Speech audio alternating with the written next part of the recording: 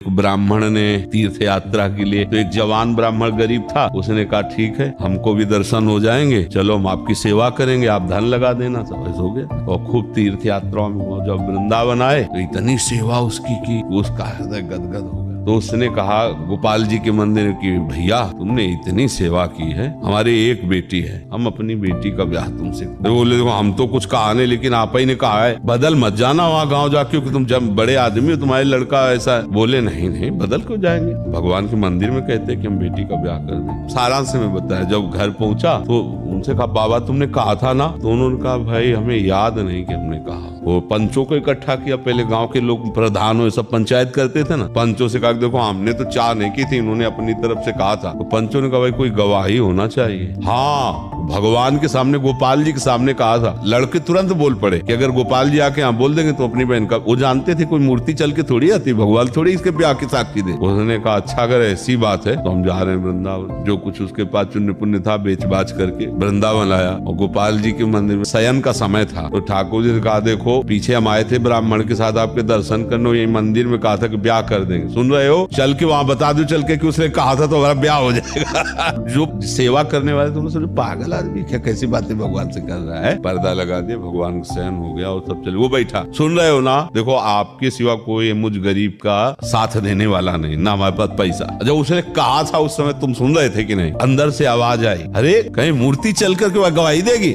बोले सुन रही मूर्ति बोल सकती, चल के ले सकती।